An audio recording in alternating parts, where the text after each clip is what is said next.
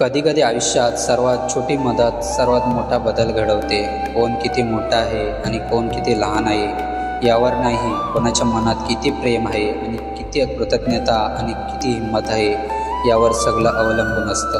थोडं थांब, आज मी तुम्हाला एक अशी स्टोरी सांगणार आहे जी फक्त स्टोरी नाही आहे, तर आयुष्य बदलणारा एक दैवी संदेश आहे, जो स्वतः श्रीकृष्ण आपल्याला शिकवला आहे. एका दाट जंगलात एक बलाढ्य सिंह राहायचा. सगळे त्याला घाबरायचे, कोणीही त्याच्याजवळ फिरकायचे नाही. त्याच जंगलात एक छोट्याशा भोकात एक छोटा उंदीर राहत होता. लहान, कमजोर, कोणी त्याला सिरियसलीही घेत नव्हतं. पण त्या रात्री नशिबाने एक खेळ खेळला.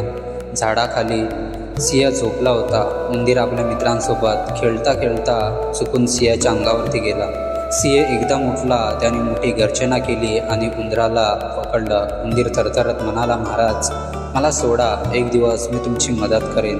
सिंह हसला, तू माझी मदत करशील? हा हा, जा, तुझी माफी देतो. तो उंदराला सोडून देतो. काही दिवस गेले. एके दिवशी शिकाऱ्याने सिंहाला पकडण्यासाठी मोठं जाळं लावलं. सिंह फसला. तो ओरडत होता, झगडत होता, पण सुटत नव्हता.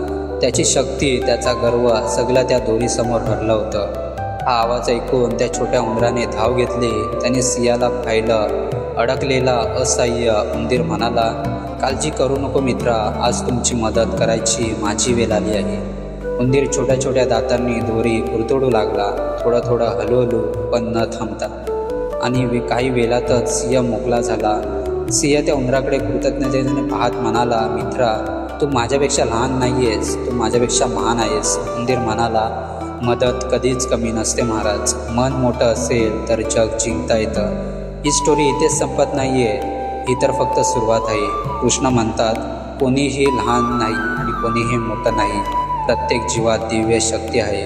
कुरुक्षेत्रात अर्जुनाला जेव्हा स्वतःवर विश्वास उरला नव्हता, तेव्हा कृष्णाने हात धरून सांगितलं होतं, उठ अर्जुना, तुझ्यामध्ये तू पाहत नाही आहेस ते सामर्थ्य मी पाहतोय.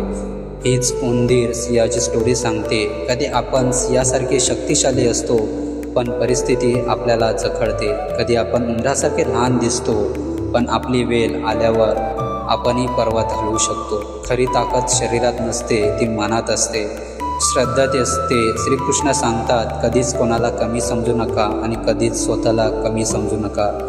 म्हणून मदत कधीच लहान नसते. तुम्ही इतरांसाठी केलेली एक छोटी मदत कधी तुमचं संपूर्ण आयुष्य बदलू शकते. गर्व आपल्याला अडवतो, नम्रता आपल्याला उंच नेते. तसं सिंहाने उंदराला छोटा समजलं, पण नेमका तोच त्याचा रक्षक ठरला.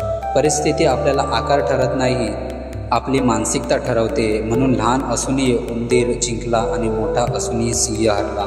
आणि जेव्हा सिंह मोकळा झाला, तेव्हा दोघे मित्र झाले. ते जंगलातले सर्वात वेगळं जोडं बनले. कृष्ण म्हणतात, जेव्हा तुम्ही इतरांची मदत करता, तेव्हा माझे हात तुमच्यामार्फत कार्य करतात.